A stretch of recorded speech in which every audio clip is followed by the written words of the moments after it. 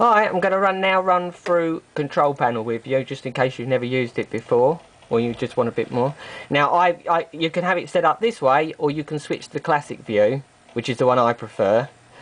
So, first of all, you've got, obviously I've got NVIDIA, so you've got your controls there for your graphics interface, and there's lots of different things you can do. They're all pretty much self-explanatory. You've got your display options here, and on those you can change your desktop. I like that one. Your screensaver, which is 3D text. You can have the time, and I also believe that you can also have your own one on if under certain things, but you can't on mine.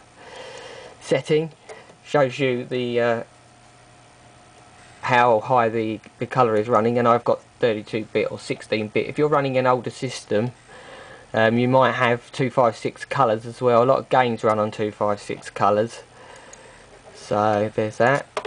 Add hardware and add or remove programs. I won't actually remove any because I want them all on there, but it takes a few seconds for it to work out. It just tells you all your programs that you've got on your computer, so you can see all mine. There's junk on mine.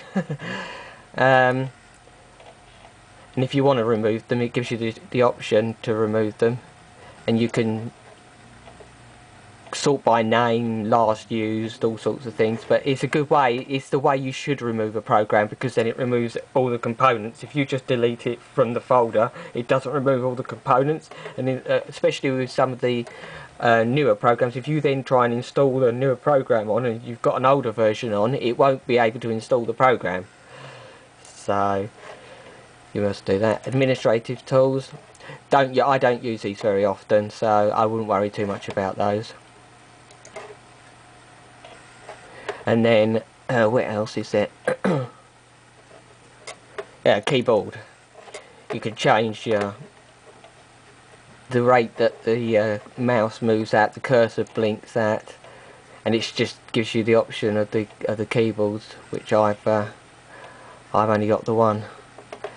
And then the security center, which is another thing that's quite important. This is how you turn on your firewall, automatic updates, which I would highly recommend, virus protection. If you've got Nortons like me, I wouldn't worry too much about it, but it says the firewall is on, but actually it's when it says the firewall is on, it's not the Microsoft's firewall, it is actually Norton's firewall that it is actually reading as being on.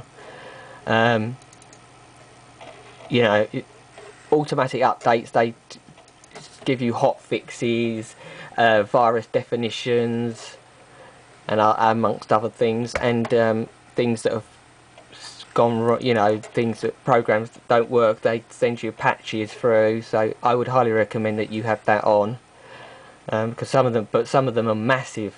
There's one that I think there's one for Windows XP that's about 300 megabytes, so that takes quite a lot.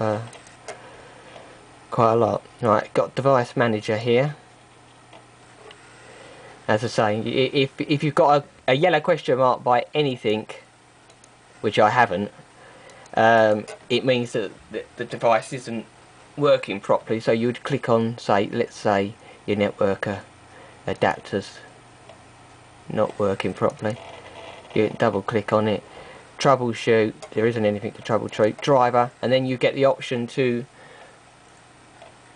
update the driver, and if you've put a driver on and it stops the device from working, you can actually roll back the driver, and that puts it back to the original driver. I've had to do that before on Windows Vista, so just in case.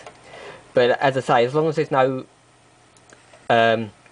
question marks by anything, if you do your updates regularly, they will update the drivers for these things, so you don't need to worry too much about that.